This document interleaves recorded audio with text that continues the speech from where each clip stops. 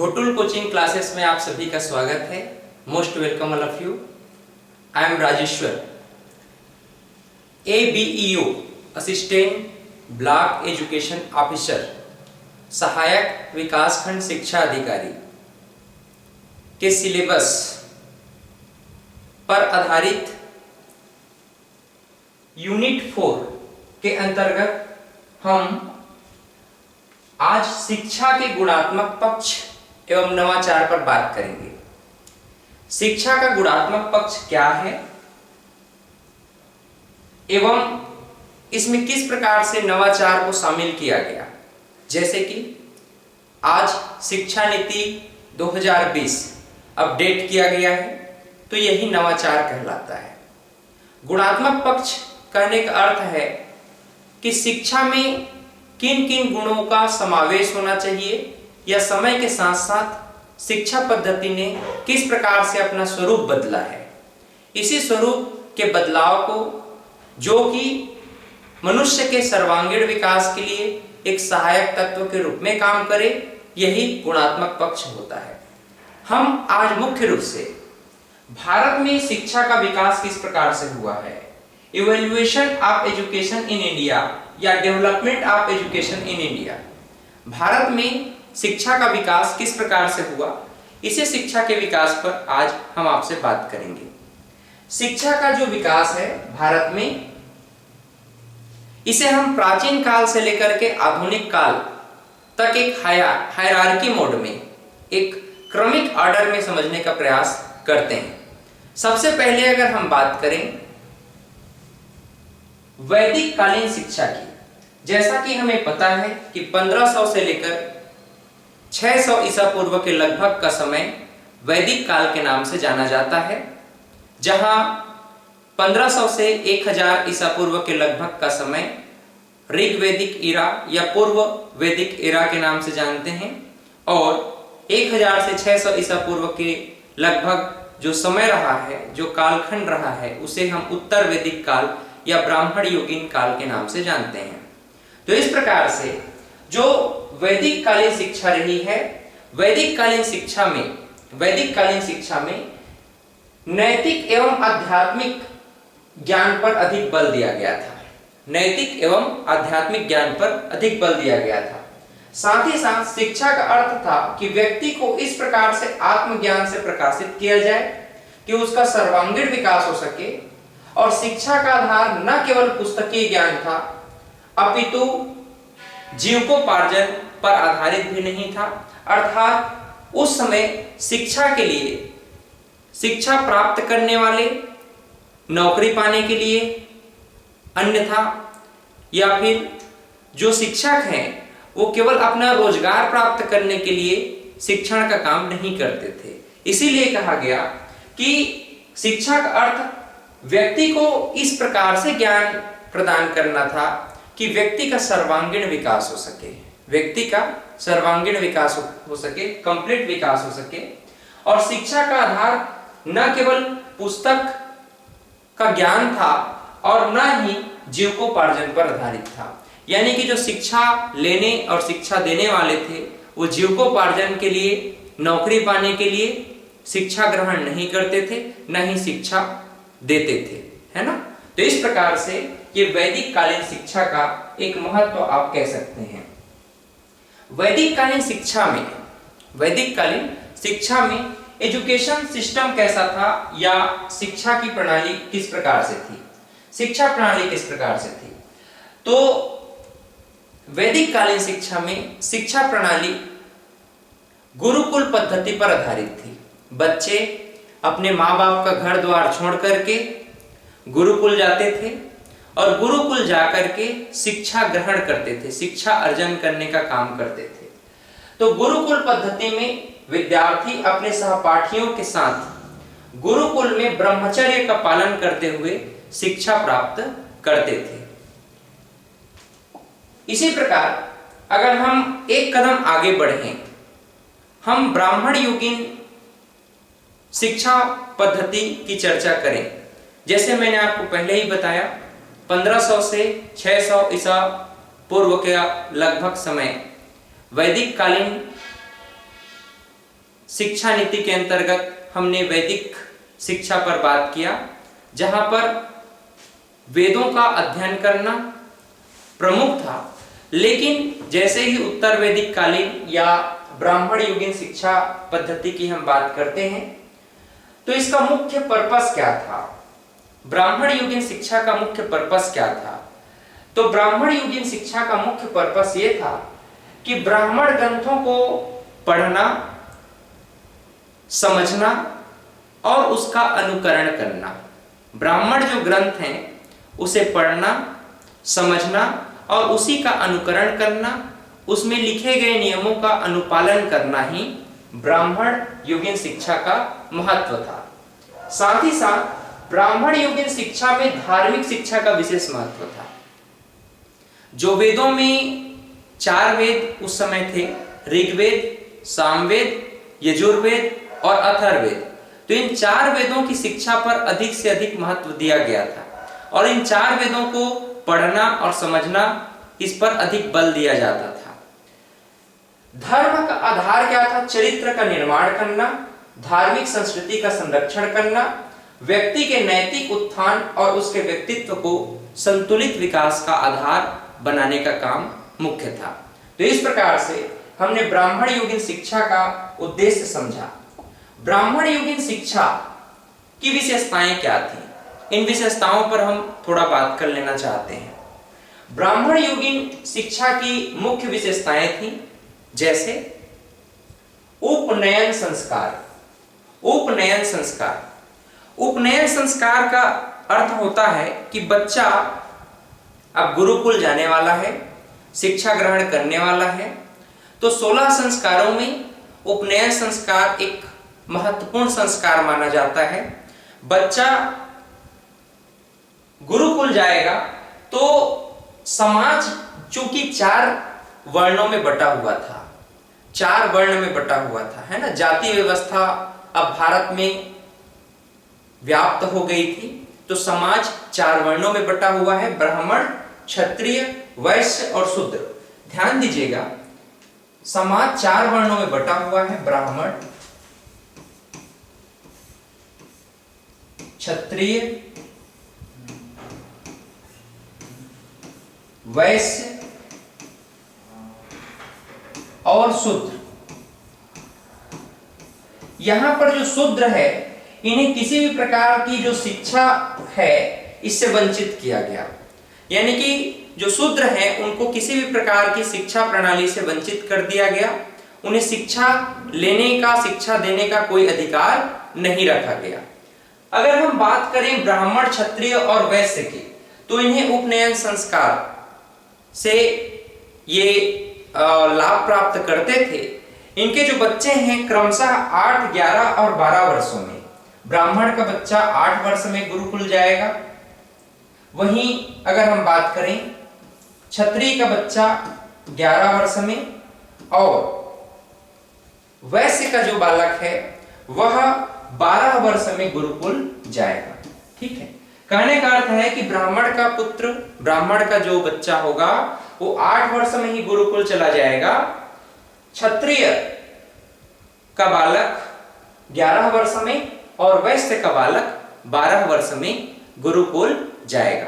तो इस प्रकार से उपनयन संस्कार में ब्राह्मण, क्षत्रिय और वैश्य को ही उपनयन संस्कार का अधिकारी माना जाता था। वहीं अगर हम बात करें ब्रह्मचर्य संस्कार की, तो ब्रह्मचर्य संस्कार के अंतर्गत गुरुकुल जाकर बच्चा यह प्रतिज्ञा करता था कि मैं ब्रह्मचर्य का कठोरता से पालन करते हुए शिक्षा प्राप्त करूंगा। आगे धार्मिक शिक्षा की अगर हम बात करें तो ब्राह्मण युगीन शिक्षा में धार्मिक शिक्षा के अंतर्गत वैदिक शिक्षा और धार्मिक कर्मकांड का महत्व था। वैदिक शिक्षा, वैदिक शिक्षा और धार्मिक कर्मकांड, धार्मिक कर्मकांड। वैदिक शिक्षा मतलब 4 वेदों का ज्ञान, ऋग्वेद, सामवेद, यजुर्वेद, अथर्ववेद। इन 4 वेदों का ज्ञान धार्मिक शिक्षा के अंतर्गत प्रमुख था। दूसरे क्रम पे धार्मिक कर्मकांड। धार्मिक कर्मकांड में यज्ञ करना, हवन करना, बलि देना, है ना, ये प्रमुख हुआ करता था। तो इस प्रकार से धार्मिक शिक्षा और वैदिक शिक्षा ब्राह्मण युगीन शिक्षा की प्रमुख विशेषताएं थी। इसके साथ ही साथ यहां और भी बहुत सारे पाठ्यक्रम थे जो पढ़ाए जाते थे, जैसे धार्मिक क्रियाकलाप कराना। धार्मिक क्रियाकलाप के अलावा नैतिक शिक्षा, ब्रह्म विद्या, नैतिक शिक्षा, ब्रह्म विद्या, नैतिक शिक्षा, ब्रह्म विद्या और इसके साथ ही साथ देव विद्या, शस्त्र विद्या, देव विद्या, शस्त्र विद्या, शस्त्र विद्या, देव विद्या, औषधि विद्या, औषधि, है ना, औषधि का ज्ञान। तो औषधि का ज्ञान भी यहां कराया जाता था। साथ ही साथ बीज गणित और नक्षत्र विद्या का भी यहां पाठ्यक्रम शामिल था। बीज गणित और नक्षत्र विद्या का भी पाठ्यक्रम शामिल था। ठीक, तो इन पाठ्यक्रमों को थोड़ा आप ध्यान में रखेंगे। पाठ्यक्रम के अंतर्गत नैतिक शिक्षा, ब्रह्म विद्या, देव विद्या, नक्षत्र विद्या, उसके अलावा शस्त्र विद्या, व्याकरण, औषधि और अन्य धार्मिक क्रियाकलाप पाठ्यक्रम में शामिल थे। शिक्षण विधि की बात करें तो ब्राह्मण युगीन काल में जो शिक्षण विधि थी वह मौखिक रूप से छात्रों को दी जाती थी। कैसी थी शिक्षण विधि? मौखिक रूप से छात्रों की शिक्षण विधि की जाती थी। कैसी थी? मौखिक रूप से छात्रों की शिक्षण विधि की जाती थी। अगर हम बात करें शिक्षण संस्थाओं की, तो ब्राह्मण युगीन काल में गुरुकुल, परिषद, चरण इत्यादि, गुरुकुल, परिषद, चरण इत्यादि प्रमुख शिक्षण संस्थाएं थी। साथ ही साथ स्थान की बात करें तो तक्षशिला और मिथिला विश्वविद्यालय, तक्षशिला और मिथिला विश्वविद्यालय प्रमुख थे। साथ ही साथ जो बनारस था, बनारस यह शिक्षा का प्रमुख केंद्र हुआ करता था। शिक्षा का प्रमुख केंद्र कहां था? बनारस। तक्षशिला और मिथिला जैसे विश्वविद्यालय उच्च शिक्षा के लिए प्रमुख केंद्र माने जाते थे। इसके अलावा गुरुकुल छोटे छोटे विद्यालय हुआ करते थे जहां गुरुवर होते थे, वहां पर उनको शिक्षा दीक्षा दी जाती थी। व्यवसायिक शिक्षा की अगर हम बात करें तो व्यवसायिक शिक्षा के अंतर्गत सैन्य शिक्षा, व्यवसायिक शिक्षा के अंतर्गत सैन्य शिक्षा, वाणिज्य, चिकित्सा, कृषि एवं पशुपालन, वाणिज्य, चिकित्सा, वाणिज्य, चिकित्सा, कृषि और पशुपालन, कृषि एवं पशुपालन, ये प्रमुख शिक्षा का आधार था। ठीक है, बात ध्यान में रखेंगे। ब्राह्मण युगीन शिक्षा की विशेषताएं निम्न हैं। कौन कौन सी? उपनयन संस्कार, ब्रह्मचर्य संस्कार, इसके अलावा धार्मिक शिक्षा पाठ्यक्रम, यहाँ इस प्रकार से पाठ्यक्रम था नैतिक शिक्षा पर आधारित और धार्मिक क्रियाकलाप पर आधारित। शिक्षण विधि मौखिक रूप से होती थी। शिक्षण संस्थाएं गुरुकुल, परिषद थी और तक्षशिला, मिथिला प्रमुख विश्वविद्यालय थे। बनारस शिक्षण का प्रमुख केंद्र था। व्यवसायिक शिक्षा के अंतर्गत सैन्य, वाणिज्य, चिकित्सा, कृषि एवं पशुपालन जैसे शिक्षण पद्धति व्याप्त। ब्राह्मण युगीन शिक्षा के कुछ दोष भी थे। विशेषताएं हैं तो कुछ दोष भी थे, जैसे धर्म पर अत्यधिक बल दिया जाता था। धार्मिक कर्म कांड जो थे, धार्मिक कर्म कांडों की प्रधानता थी आगे चलकर के, इसीलिए जैनिज्म और बुद्धिज्म जैसे धार्मिक विचारधारा सामने आते हैं।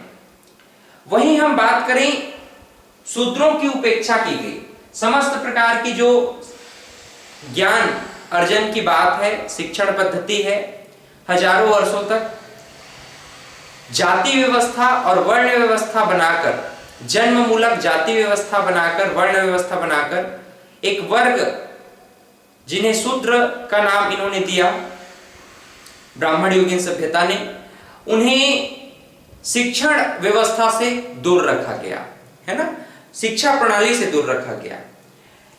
स्त्री का पतन होना प्रारंभ हो गया, अर्थात जो ऊंचे वर्ग की महिलाएं थीं उनको तो कहीं ना कहीं शिक्षा प्राप्त करने की अनुमति थी, लेकिन निम्न वर्ग की महिलाओं को बिल्कुल भी शिक्षा से वंचित कर दिया गया, साथ ही साथ उनका शोषण होने लग गया।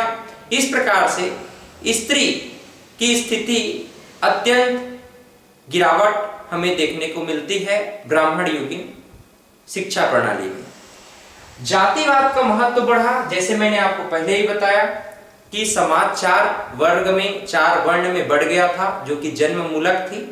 इस प्रकार से ब्राह्मण, क्षत्रिय, वैश्य और शूद्र, ब्राह्मण, क्षत्रिय और वैश्य को उपनयन संस्कार था, इसका उपनयन संस्कार का अधिकारी मानते थे, शूद्र को बिल्कुल अलग रखा गया।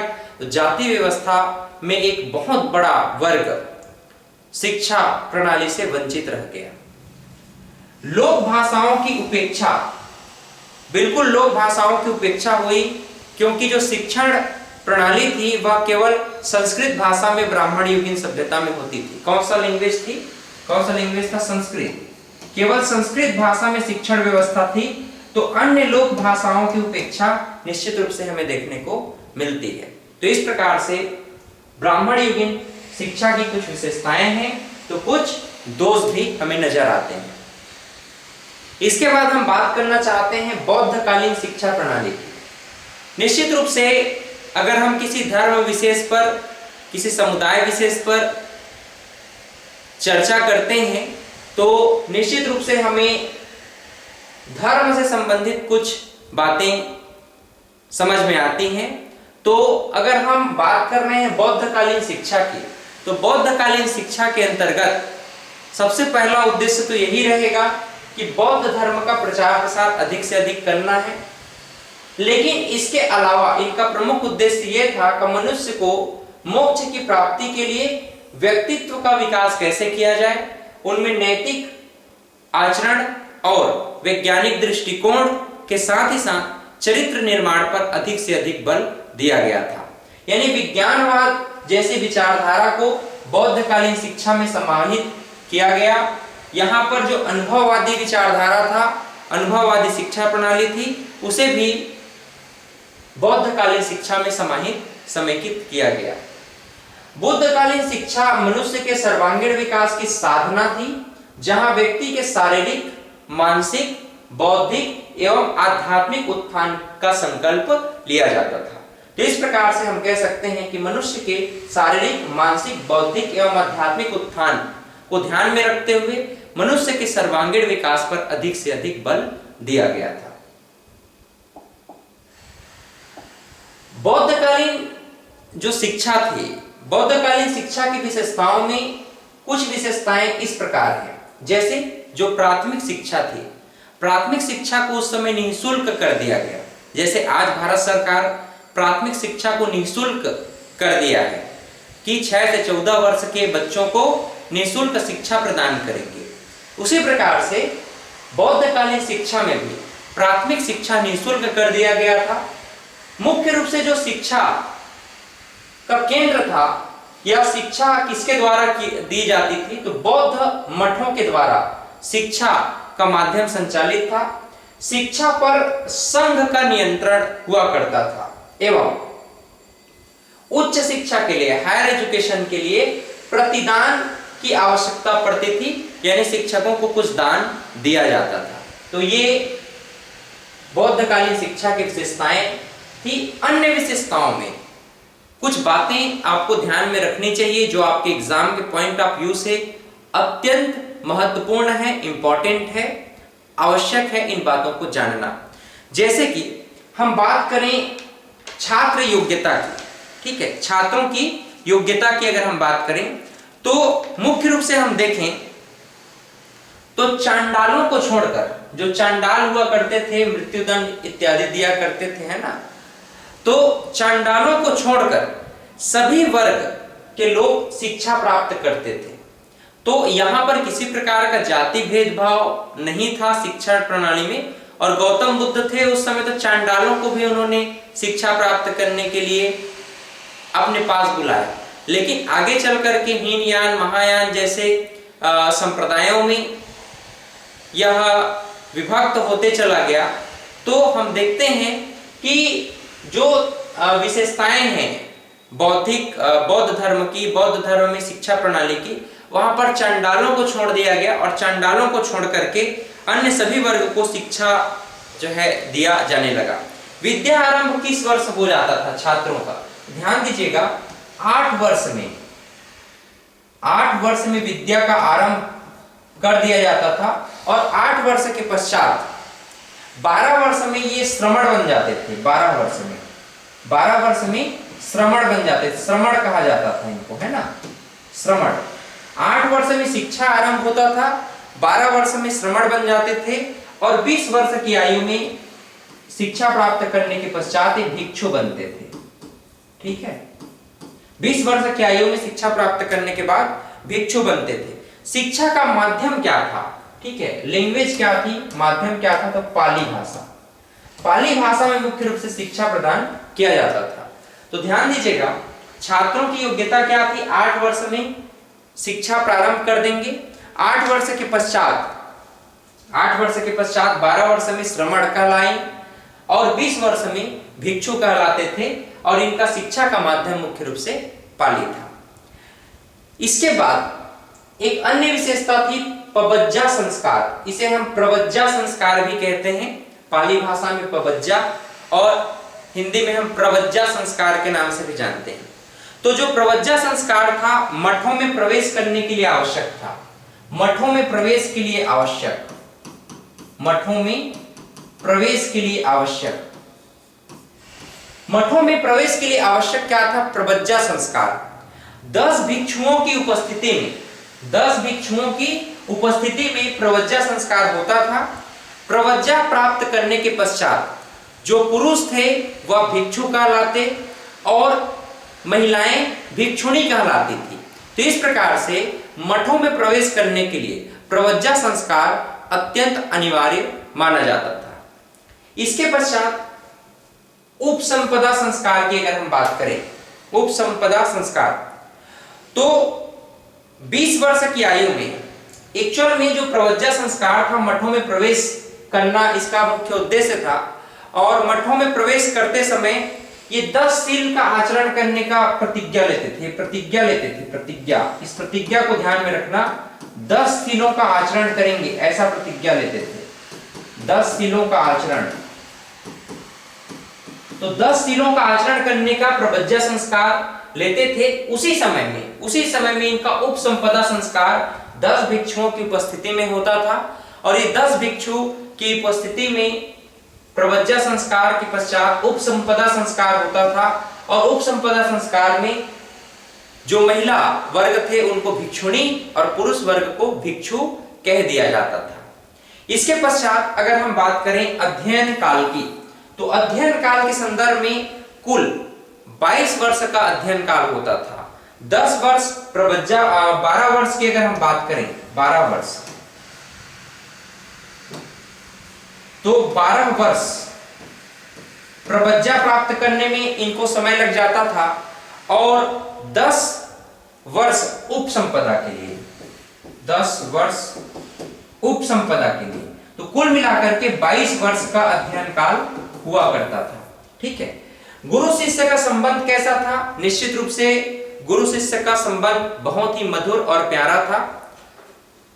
गुरुओं का सेवा बच्चे करते थे और साथ ही साथ उनके नियमों का, उनके आचरणों का पालन भी करने का प्रयास करते थे। स्त्री शिक्षा कैसी थी? शुरू में तो बौद्धिक शिक्षा में या फिर बौद्ध धर्म में स्त्रियों का प्रवेश वर्जित था, लेकिन आगे चल करके स्त्रियों को संघ में प्रवेश दिया गया और संघ में प्रवेश देने के पश्चात स्त्रियों ने भी बढ़ चढ़ करके शिक्षण प्रणाली में अपना पार्टिसिपेशन किया, अपना योगदान दिया और निश्चित रूप से स्त्री शिक्षा में एक निश्चित रूप से हम देखते हैं कि एक नया क्रांतिकारी बदलाव आया, जो कि ब्राह्मण युगीन सभ्यता में कहीं ना कहीं निरस हो गया था। उस शिक्षा प्रणाली में हमें निश्चित रूप से कुछ नया जागरण देखने को मिलता है। जैसे कि यहां पर कुछ स्त्रियों के नाम थे, जैसे संघमित्रा का नाम आपने सुना होगा, जो कि श्रीलंका गई थी बौद्ध धर्म के प्रचार प्रसार के लिए। शील भट्टारिका और प्रभु देवी इत्यादि महिलाएं थीं, जिन्होंने बढ़ चढ़ करके स्त्री शिक्षा के माध्यम से अन्य स्त्रियों को भी शिक्षा प्रदान करने का प्रयास किया था। तो इस प्रकार से हमने बौद्ध धर्म की शिक्षा प्रणाली को समझने का प्रयास किया। बौद्ध धर्म की जो शिक्षा प्रणाली थी, यहां पर कुछ व्यवसायिक शिक्षा भी था और यहाँ की जो शिक्षण विधि थी, शिक्षण विधि मौखिक रूप में भी था, प्रश्नोत्तर के रूप में भी था। मौखिक रूप तो था ही, साथ ही साथ प्रश्नोत्तर विधि से, प्रश्नोत्तर के माध्यम से, है ना, व्याख्या के माध्यम से, प्रश्नोत्तर के माध्यम से, व्याख्या के माध्यम से और साथ ही साथ प्रवचन के माध्यम से शिक्षण विधि संपन्न होती थी।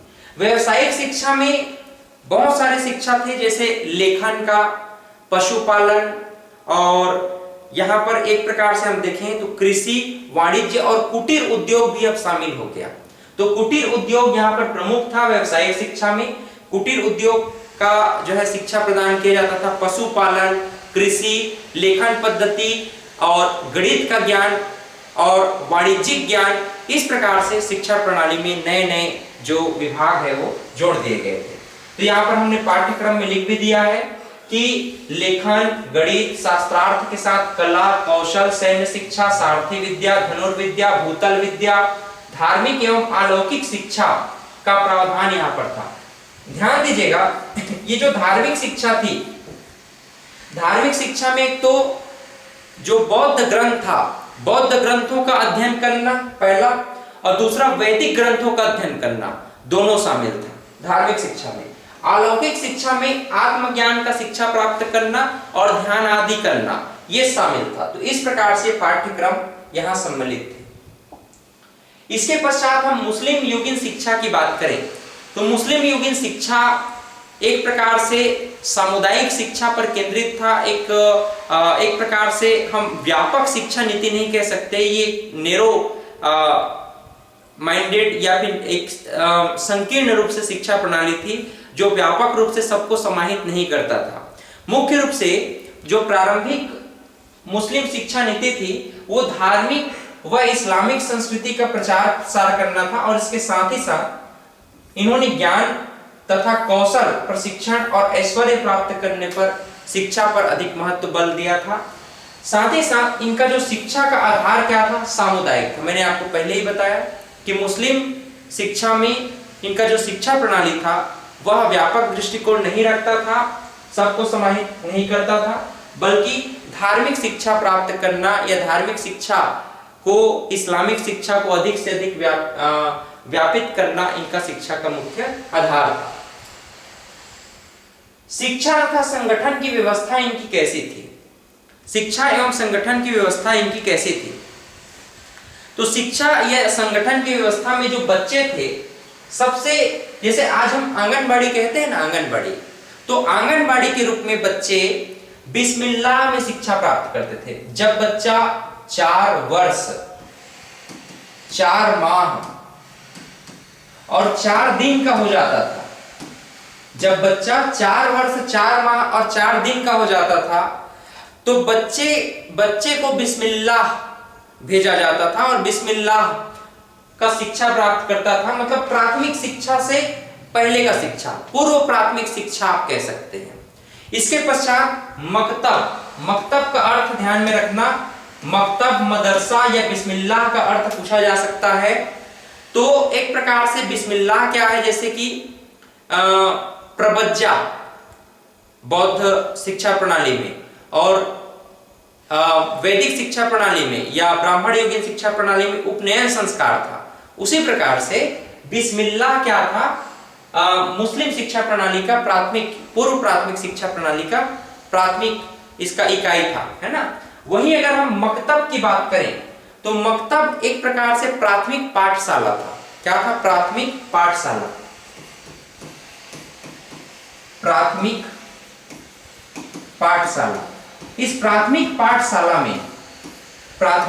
पाठशाला में बच्चों को शिक्षण कार्य किया जाता था, शिक्षा दिया जाता था और मुख्य रूप से जो कुरान की आयतें हैं उसको कंठस्थ कराया जाता था।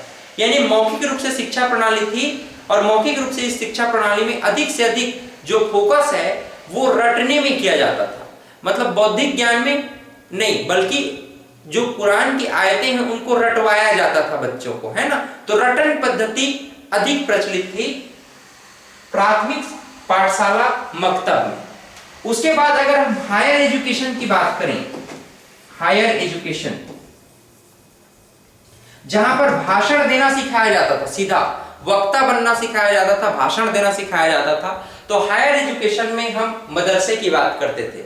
मदरसा व्यक्तिगत रूप से भी हो सकता था, सार्वजनिक रूप से भी हो सकता था, यानी सरकारी भी हो सकता था राजाओं के माध्यम से, है ना, और व्यक्तिगत रूप से भी मदरसा स्थापित की जा सकती थी जहां पर हायर एजुकेशन प्रदान की जाती थी। मुख्य रूप से जो इस्लामिक शिक्षा व्यवस्था है या मुस्लिम शिक्षा व्यवस्था है, यहां पर पाठ्यक्रम क्या था? इस्लामिक शिक्षा, व्याकरण, तर्कशास्त्र, दर्शन शास्त्र, कानून, ज्योतिष, इतिहास, भूगोल, कृषि, यूनानी चिकित्सा पद्धति इत्यादि। तो इस प्रकार से शिक्षा व्यवस्था हमें मुस्लिम शिक्षा प्रणाली में समझ में आता है। इसके बाद अत्यंत महत्वपूर्ण सेगमेंट आपका शिक्षा के विकास में जो आपको ध्यान में रखना चाहिए वह है ब्रिटिश कालीन शिक्षा। भारत में ब्रिटिश कालीन शिक्षा का अत्यंत महत्वपूर्ण स्थान है जो आपको विशेष करके ध्यान में रखना है। भारत में जो ब्रिटिश कालीन शिक्षा है इसका उद्भव कैसे हुआ? क्योंकि भारतीय अंग्रेजी तो जानते नहीं थे, अंग्रेजी का शिक्षा प्राप्त करना जरूरी था। लगभग 200 वर्षों तक डायरेक्ट इनडायरेक्ट रूप से, प्रत्यक्ष अप्रत्यक्ष रूप से अंग्रेजों ने भारत पर शासन किया। क्योंकि भारत में राजनीतिक वर्चस्व के साथ ही साथ व्यापारिक वर्चस्व भी अंग्रेज चाहते थे। अब भारत में उनको जब शासन प्रशासन चलाना है तो उसके लिए उनको कर्मचारियों की आवश्यकता थी। एक तरफ जहां अधिकारी और उच्च पद पर केवल अंग्रेज हुआ करते थे, लेकिन निम्न पदों पर या कर्मचारी स्तर पर उन्हें इंग्लैंड से तो बुला नहीं सकते थे हर कर्मचारी को, तो उन्हें भारत से ही रिक्रूट करना था कर्मचारियों को, जिनके लिए उनको किसी प्रकार का जो है परीक्षा देने की आवश्यकता नहीं थी, लेकिन उनके भाषा को तो समझे, कम्युनिकेट तो कर पाए।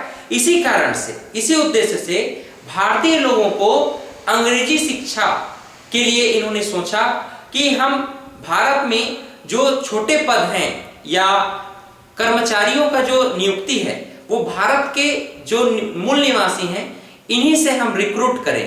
तो इसके लिए इनमें अंग्रेजी भाषा का जानना आवश्यक है। इसी नाम से अंग्रेजी भाषा का विकास इन्होंने करना प्रारंभ किया भारत में। और निश्चित रूप से जो अंग्रेजी भाषा की जो शिक्षा की बुनियाद भारत में पड़ी, इसके माध्यम से ही जो भारत में शिक्षा प्रणाली है वह विकसित होता चला गया और व्यापक दृष्टिकोण से हम शिक्षा प्रणाली को अंग्रेजों के जो शिक्षा प्रणाली है, ब्रिटिश कालीन शिक्षा है, वहां से समझ सकते हैं। शुरू में जरूर इनकी मंशा, इनका व्यक्तिगत लाभ ही था, लेकिन निश्चित रूप से इसका लाभ आगे चल करके संपूर्ण शिक्षा प्रणाली पर पड़ा और सभी वर्ग के जो लोग थे शिक्षा प्रणाली से लाभ प्राप्त कर पाए। तो थोड़ा सा मैं इसके इतिहास पर जाना चाहूंगा।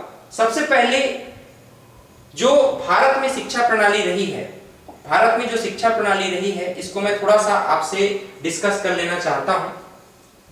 जैसे कि 1781 की अगर हम बात करें, 1781 वारेन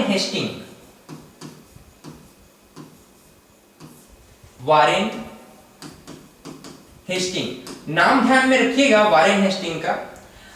वारेन हेस्टिंग ने सर्वप्रथम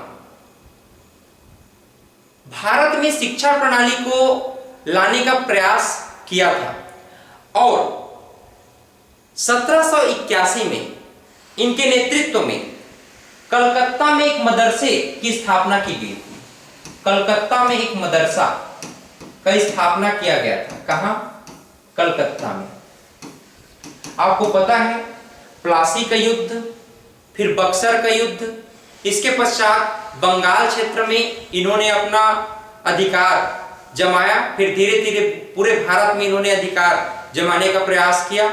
उस समय भारत में राज्य किसका चलता था, किसका राजपाट था? राजतंत्र था मुस्लिमों का, है ना, यानी मुस्लिम राजतंत्र मुख्य रूप से था, आप कह सकते हैं।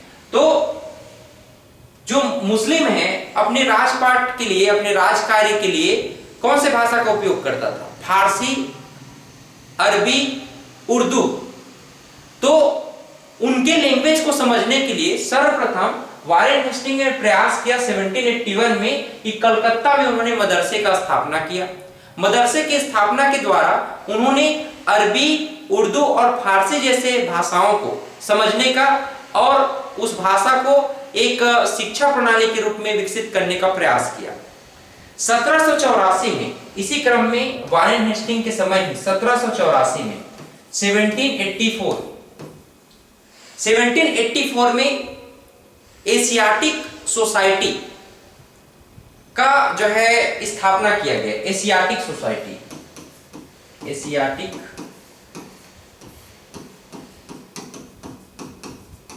की स्थापना की गई। ध्यान रखिएगा, एशियाटिक सोसाइटी ऑफ बंगाल के नाम से इसे हम जानते हैं, एशियाटिक सोसाइटी ऑफ बंगाल। तो विलियम जोन्स के द्वारा, विलियम जोन्स, ये एग्जाम में सभी पूछे जाते हैं। अब मैं जो बात कर रहा हूं सभी बहुत बहुत इंपॉर्टेंट है, जो कि आपके एग्जाम के पॉइंट ऑफ व्यू से पूछे जाते हैं, तो इनको आप लोग गौर करिएगा। 1781 में सर्वप्रथम मदरसे की स्थापना कलकत्ता में वारेन हेस्टिंग के नेतृत्व में हुआ। वारेन हेस्टिंग के शासन काल के दौरान ही 1784 में एशियाटिक सोसाइटी ऑफ बंगाल की स्थापना बंगाल में की गई विलियम जोन्स के द्वारा। इस एशियाटिक सोसाइटी ऑफ बंगाल में बहुत सारी बातें हमें ध्यान में रखनी चाहिए। जैसे कि यहां पर हम देखते हैं एशियाटिक सोसाइटी ऑफ बंगाल में बहुत सारे जो धार्मिक ग्रंथ हैं उसका अनुवाद अंग्रेजी में किया गया था। धार्मिक ग्रंथों का अनुवाद किया गया था। जैसे कि भगवद गीता, हितोपदेश, अभिज्ञान शाकुंतलम, भगवद गीता। मैं इसको एक नए स्लाइड में आपसे डिस्कस कर रहा हूं, ध्यान दीजिएगा। Asiatic society of Bengal William Jones के द्वारा जो स्थापित किया गया था, इसका क्या प्रभाव पड़ा, मतलब किन किन ग्रंथों का, भारतीय ग्रंथों का अंग्रेजी भाषा में अनुवाद किया। अंग्रेजी भाषा में अनुवाद करने का कुछ न कुछ तो पर्पस रहा होगा अंग्रेजों का। फूट डालो और शासन करो की नीति कैसे आई? जब आप किसी की संस्कृति को, किसी के विषय में बहुत डीप अध्ययन करते हो तो उसके गुण और दोष से परिचित हो जाते हैं, और गुण और दोष से परिचित हो जाएंगे तो अपना फिर राजनीतिक और जो फूट डालो और शासन करो की नीति है उसको स्थापित कर सकते हैं, है ना। तो साम दाम दंड भेद की जो नीति है वो किसी के विषय में डीपली अध्ययन कर लेते हो आप, मतलब इंफॉर्मेशन अगर आप प्राप्त कर लेते हो तो डेफिनेटली साम दाम दंड भेद की नीति को आप अपना सकते हो। इसी नाम से, क्योंकि संस्कृत भाषा में थी, हिंदी भाषा में थी, तो अंग्रेज इस भाषा को समझ नहीं पाते थे। इसी नाम से एशियाटिक सोसाइटी ऑफ बंगाल की स्थापना की गई 1784 में, और कुछ महत्वपूर्ण जो धार्मिक ग्रंथ थे उन धार्मिक ग्रंथों का अनुवाद किया गया। जैसे कि जैसे कि भगवद गीता हितोपदेश, भगवद गीता हितोपदेश, अभिज्ञान शाकुंतलम,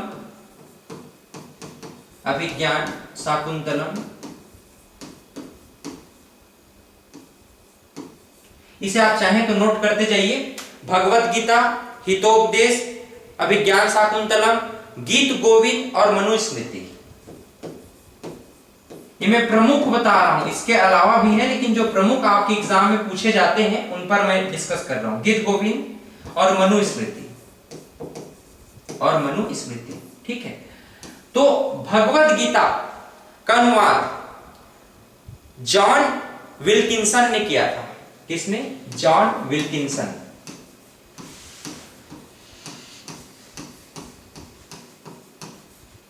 भगवद गीता का अनुवाद किसने किया था? जॉन विल्किंसन ने। हितोपदेश का भी अनुवाद किसने किया? जॉन विल्किंसन ने। और विलियम जोन्स ने अभिज्ञान शाकुंतलम और गीत गोविंद की जो अनुवाद है इसको इनके द्वारा किया गया था। William Jones.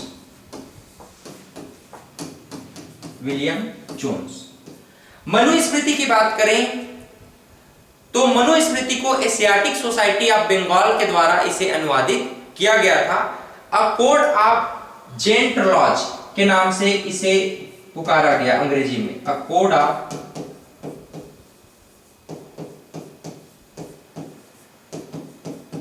जेंटलॉज, ठीक है।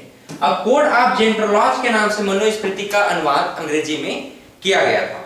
इस प्रकार से हम देखते हैं कि एशियाटिक सोसाइटी ऑफ बंगाल के माध्यम से 1784 में बहुत सारे जो धार्मिक ग्रंथ हैं, इन धार्मिक ग्रंथों का या फिर भारत में जो प्रमुख ग्रंथ थे, इन ग्रंथों का अंग्रेजी में अनुवाद किया गया था।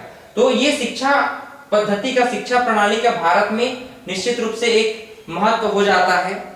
इसके अलावा आगे चल करके 1792 में 1792 में बनारस में संस्कृत महाविद्यालय की स्थापना की गई।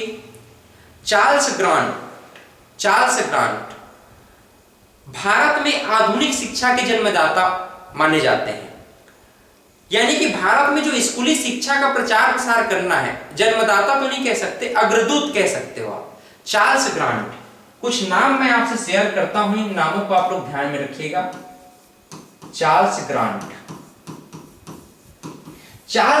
को भारत में आधुनिक शिक्षा प्रणाली का अग्रदूत माना जा सकता है, क्योंकि भारत में जो स्कूली शिक्षा है इसका हम प्रचार प्रसार कैसे करें या इसको हम कैसे अधिक से अधिक संख्या में इस स्कूलों की संख्या को बढ़ाएं, इसके लिए सर्वप्रथम जो सोच है, विचार है, वो किसने किया था? चार्ल्स ग्रांट ने। इसी नाम से भारत में आधुनिक शिक्षा का अग्रदूत माना जाता है चार्ल्स ग्रांट को, ठीक है।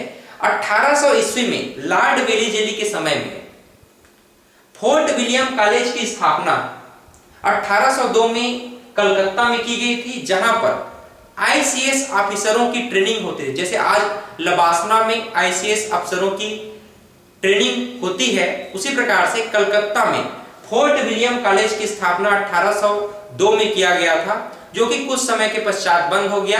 आगे चल करके 1806 में इंग्लैंड में हैलबरी कॉलेज की स्थापना हुई, जहां पर आईसीएस ऑफिसरों की ट्रेनिंग होती थी। उसके पश्चात वो भारत प्रशासन के लिए आते थे।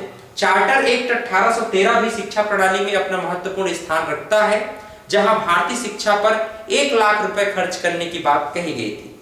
तो इस प्रकार से भारत में जो शिक्षा प्रणाली है, ब्रिटिश शिक्षा प्रणाली है, इसकी नींव रखी गई। यहां पर हम मुख्य रूप से अब बात करना चाहेंगे कि भारत में जो अंग्रेजी शिक्षा था, इसका उद्देश्य क्या था। 1858 से लेकर के 1947 तक, 1858 से लेकर के 1947 तक भारत में अंग्रेजी शिक्षा का योगदान रहा, मुख्य योगदान रहा, और इसे हम पूर्व शिक्षा काल के नाम से जानते हैं। 1858 से लेकर 1947 तक भारत में अंग्रेजी शिक्षा का मुख्य समय रहा था, और इसे हम क्या किस नाम से जानते हैं? पूर्व शिक्षा काल के नाम से जानते हैं। स्वतंत्रता का पूर्व शिक्षा काल, स्वतंत्रता से पहले पूर्व शिक्षा का काल। कई बार आपसे एग्जाम में पूछा जाता है कि भारत में पूर्व शिक्षा काल का समय क्या है। तो ब्रिटिश कालीन जो शिक्षा प्रणाली थी 1858 से लेकर के 1947 तक, मूल रूप से जहां पर चार्टर एक्ट के माध्यम से आगे चल करके मैंने आपको बताया था 1813 में कि भाई भारतीय शिक्षा पर 1 लाख रुपए खर्च करने की बात कही गई थी। तो ये बहुत बहुत इंपॉर्टेंट होता है। उस समय का 1 लाख रुपए कितना महत्वपूर्ण रहा होगा आप समझ सकते हैं। तो 1858 से लेकर के 1947 तक का जो ड्यूरेशन है इसे पूर्व शिक्षा काल के नाम से हम जानते हैं। ठीक है, तो भारत में जो अंग्रेजी शिक्षा प्रणाली है, इसका अंग्रेजी शिक्षा प्रणाली का प्रारंभिक उद्देश्य क्या था कि ईसाई धर्म का प्रचार प्रसार करना। मिशनरियों को यहाँ बुलाया गया अंग्रेजी शिक्षा के माध्यम से या फिर यहाँ मूल भाषा के माध्यम से ईसाई धर्म का प्रचार प्रसार करने के लिए बहुत सारे जो है अनाथालय खोले गए और इसके माध्यम से लोगों की सेवा की गई। तो लोग कहीं ना कहीं आकर्षित होने लग गए इस धर्म के प्रति, इस विचारधारा के प्रति। बाद में भारतीयों को अंग्रेजी शिक्षा इस प्रकार दी जाने की इन्होंने बात कही कि भारतीयों के मानस पर जो भारतीय संस्कृति है वह बदल करके यूरोपीय संस्कृति में बदल जाए और कहीं ना कहीं अंग्रेजी प्रशासन में काम करने के लायक भारतीय लोग बन सके। ये इनकी मंशा हो गई कि अंग्रेजी भाषा हम इसी कारण से शिक्षा प्रणाली में व्याप्त करेंगे। 1835 में लॉर्ड मैकाले की घोषणा थी कि शिक्षा को हम व्यवस्थित रूप से कैसे विकसित कर सकें। फिर 1854 में चार्ल्स वुड ने घोषणा पत्र जारी किया। इनका स्मरण पत्र कहा जाता है, इनकी घोषणा पत्र को चार्ल्स वुड का स्मरण पत्र। तो स्मरण पत्र में अंग्रेजी शिक्षा के द्वारा भारत में रहने वाले व्यक्तियों को बौद्धिक और नैतिक दृष्टि से शिक्षा प्रदान करना। आईएमपी एग्जाम में आपका आता है प्रश्न। 1854 में चार्ल्स वुड का जो घोषणा पत्र था उसमें अंग्रेजी शिक्षा के द्वारा भारत में रहने वाले लोगों के बौद्धिक और नैतिक दृष्टि से शिक्षा प्रदान करना प्रमुख उद्देश्य बन गया। ठीक, ये बात आप लोग विशेष करके ध्यान में रखेंगे। इसके अलावा एक बात आप ध्यान में रखना है, 1835 में लॉर्ड विलियम बेंटिक ने अंग्रेजी शिक्षा को प्रारंभ किया था। 1835 में लॉर्ड विलियम बेंटिक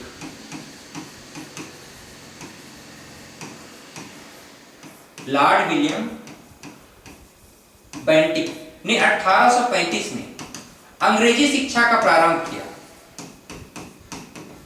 अंग्रेजी शिक्षा का प्रारंभ इन्होंने किया। फिर आगे चल करके लॉर्ड विलियम बेंटिक ने शिक्षा का जो प्रारंभ किया था, है ना, तो ईसाई धर्म का प्रचार प्रसार तो होता रहा और उसके बाद फिर अंग्रेजों की मंशा बदल गई कि हम भारतीयों को ऐसा ट्रेनिंग देंगे कि वो जो है हमारे अंग्रेजी प्रशासन में काम कर सके। फिर लॉर्ड मैकाले को भारत में शिक्षा, आधुनिक शिक्षा का जनक कहा जाता है ना। तो ये बात भी आप लोग ध्यान में रखिएगा लॉर्ड मैकाले के विषय में। लेकिन अंग्रेजी शिक्षा को शुरू में प्रारंभ किसने किया था? विलियम बेंटिक ने। फिर लॉर्ड मैकाले ने इसको विस्तृत रूप प्रदान किया। इसी नाम से आधुनिक शिक्षा प्रणाली का जनक माना जाता है इनको। 1854 में चार्ल्स वुड का जो स्मरण पत्र था, ये बौद्धिक और नैतिक रूप से जो शिक्षा प्रणाली है इसे व्यवस्थित करने की बात कहा गया। 1947 के बाद जो शिक्षा प्रणाली थी इसमें क्या क्या परिवर्तन आया? डेफिनेटली बहुत सारे परिवर्तन आएंगे। जब 26 जनवरी 1950 को भारत का संविधान लागू होगा तो शिक्षा एक महत्वपूर्ण अंग हो जाएगा संविधान का और शिक्षा राज्य का अंग बन जाएगा। विभिन्न पहलू इसमें लागू होंगे जैसे कि निःशुल्क शिक्षा, अनिवार्य शिक्षा, नारी शिक्षा, व्यवसायिक कौशल, तकनीकी शिक्षा, दार्शनिक शिक्षा इत्यादि इत्यादि इत्यादि। विषय से संबंधित भी शिक्षा यहाँ पर स्पेसिफाइड किया गया। बहुत सारे यूजीसी जैसे यूनिवर्सिटी ग्रांट कमीशन की स्थापना की गई और उच्च शिक्षा के लिए और अधिक से अधिक प्रयास किया गया। जैसे कि बहुत सारे शिक्षा आयोग की स्थापना हुई थी कुछ इस प्रकार से। Central advisory board of education 1948, विश्वविद्यालय शिक्षा आयोग 1948, मोदलियार कमीशन, इस पर तो स्पेशली हम लोग बात करेंगे नेक्स्ट क्लास में। कोठारी कमीशन 1964 और राष्ट्रीय शिक्षा समिति 1968, नवीन शिक्षा नीति 1986 अभी वर्तमान में हम देखेंगे कि भाई 2020 की शिक्षा नीति क्या है। तो इस प्रकार से विभिन्न शिक्षा आयोग की स्थापना हुई और शिक्षा प्रणाली में समय समय पर बदलाव होते चले गए और उन्नत करने का प्रयास किया जाता रहा। तो इसके बाद आज का हम लेक्चर यहीं पर विराम करते हैं। कुछ प्रश्न आप लोग के लिए हम छोड़ करके जा रहे हैं, जैसे मुस्लिम शिक्षा प्रणाली में मकतब का क्या अर्थ है, कमेंट करके आप मुझे बताएं कि इसका अर्थ क्या होगा। वहीं एक प्रश्न है, ब्रिटिश काल में शिक्षा का प्रमुख उद्देश्य क्या था। 4 ऑप्शन आपके दिए गए हैं। भारतीयों का शोषण करना, भारतीयों को बौद्धिक तथा नैतिक शिक्षा प्रदान करना, भारतीयों को अपने कार्य के लिए उपयोगी बनाना, उपर्युक्त में से कोई नहीं। इसका आंसर आप लोग कमेंट में दीजिएगा। एक प्रश्न है, वैदिक काल में शिक्षा प्रदान करने की पद्धति क्या थी। आश्रम, गुरुकुल, गृह शिक्षा, इनमें से कोई नहीं। कमेंट करके आप लोग जल्दी से आंसर दें। ब्राह्मण काल में शिक्षा की विशेषताएं कौन सी थी। उपनयन संस्कार, ब्रह्मचर्य, धार्मिक शिक्षा, उपरोक्त सभी। इसका भी जल्दी से आप लोग कमेंट करें और कमेंट करके आंसर दीजिए। बौद्ध काल में शिक्षा का उद्देश्य क्या था। धर्म का प्रचार प्रसार करना, चरित्र का निर्माण और मोक्ष की प्राप्ति, व्यक्तित्व का विकास, उपरोक्त में से सभी। जल्दी से आप लोग कमेंट करें, इसका भी आंसर हमें चाहिए। आंसर बताइए आप लोग। और अंतिम प्रश्न, भारत में ब्रिटिश कालीन शिक्षा कब तक कायम रहा। 1835, 1935, 1947 या 2020 तक। ठीक है, तो इसका आप लोग आंसर देंगे। और इसी प्रकार से हम इस श्रृंखला को आगे लेकर के चलेंगे। नेक्स्ट चैप्टर में हम कुछ महत्वपूर्ण बिंदुओं पर बात करेंगे जो आपके एग्जाम के पॉइंट ऑफ व्यू से इंपॉर्टेंट है। घोटुल पब्लिकेशन के माध्यम से अभी बुक कुछ ही समय में आपके नजदीकी बुक डिपो में उपलब्ध हो जाएगा, जहां पर और भी बहुत सारे आपको ढेर सारे जो क्वेश्चंस हैं, एमसीक्यूज हैं, वो मिल जाएंगे, जो आपके एग्जाम की जो प्रिपरेशन है उसमें आपको बहुत हेल्प करेगा, है ना। तो मिलते हैं नए क्लास में, तब तक के लिए आप लोग इसी तरह से पढ़ते रहें। Have a great day.